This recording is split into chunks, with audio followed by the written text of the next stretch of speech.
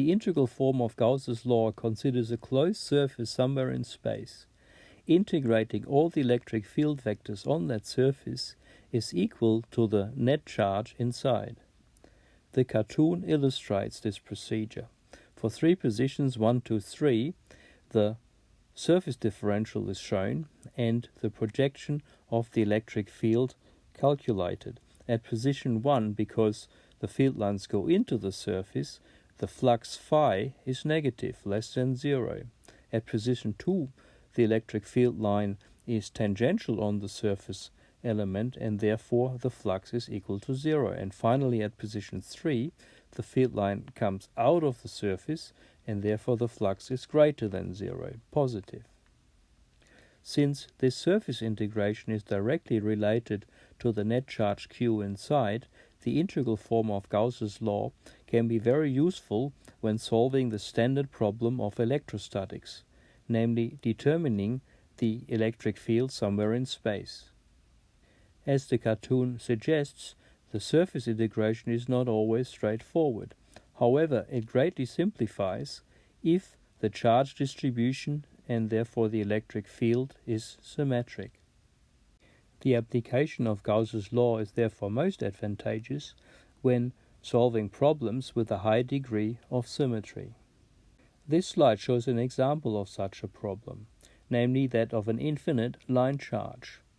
One might imagine a charged fishing line. This problem is highly symmetric because the straight line goes from minus infinity to plus infinity and the field has axial symmetry. Along the line charge density ρL is constant, and Gauss's law can be used to obtain an expression for the electric field E at any point outside that line.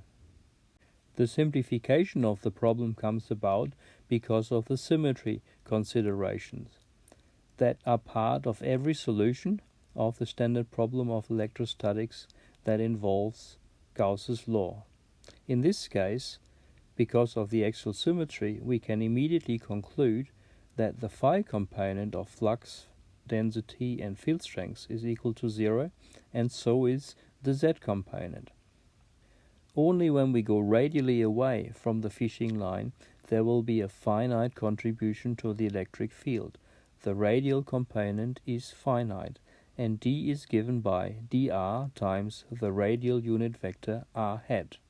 We label this equation with star because we'll need it later.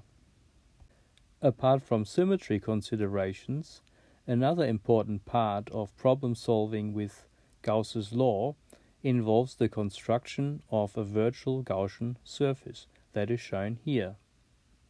Because of the axial symmetry of this problem, the convenient choice of a closed Gaussian surface is that of a cylinder. We're therefore dealing with a mantle and 2 faces. Specifically, our virtual Gaussian cylinder has a length h and a radius r. On the surface we define a differential surface element ds. On the mantle, the normal of that surface element points outward.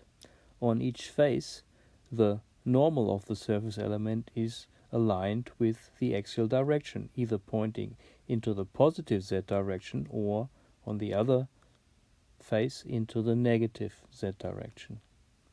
Once we are clear about our virtual Gaussian surface, we can apply Gauss's law as it is shown at the bottom of the slide.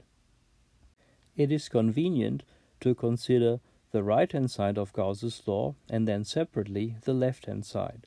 Finally, the 2 results are brought together. Following this approach here, we find that on the right-hand side of Gauss's law, the net charge Q inside our virtual cylinder, our virtual Gaussian volume, is given by ρL times h, the line charge density multiplied with the length of the cylinder h. In regard to the left-hand side of Gauss's law, the closed surface integration, we have to consider the mantle and the 2 faces. Since the electric field points radially away from the line, there is no electric flux through the 2 faces, so therefore the contributions of the faces are 0. The integral for the mantle is shown here. Using the cylindrical surface element for the mantle, r d phi dz, we find that the phi integration gives us 2 pi. The normal of the surface element points into the radial direction. Therefore, this normal vector is aligned with the direction of the field vector.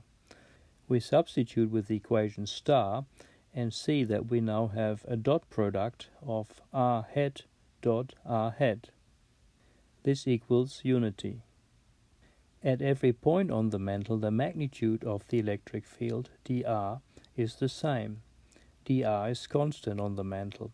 It can therefore be pulled out of the integration in the same way as the radius little r. The z integration then simply gives h, and the complete result for the left-hand side of Gauss's law is dr r times 2 pi h.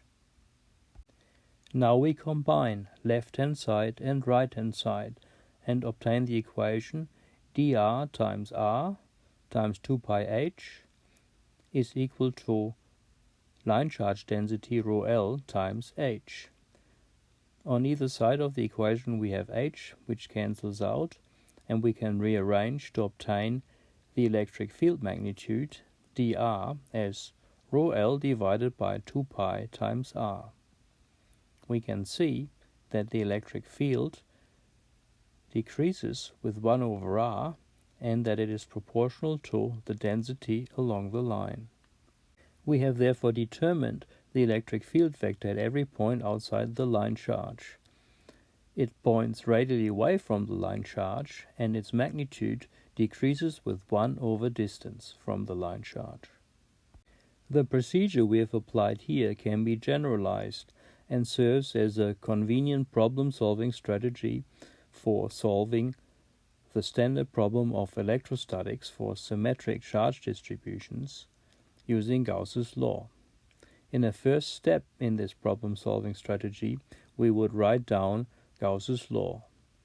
The surface integral over closed surface of d times ds, that's our left-hand side, is equal to the charge enclosed, that's our right-hand side.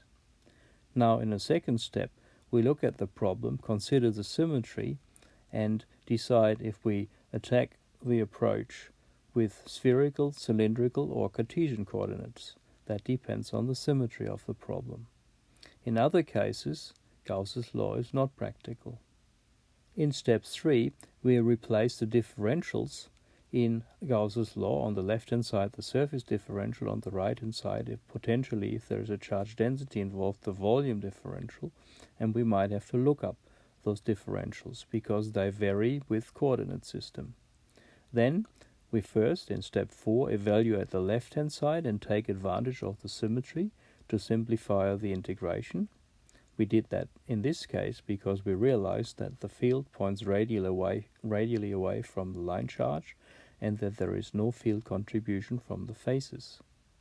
Then we evaluate the right-hand side, where we take advantage of the symmetry again to simplify the integration.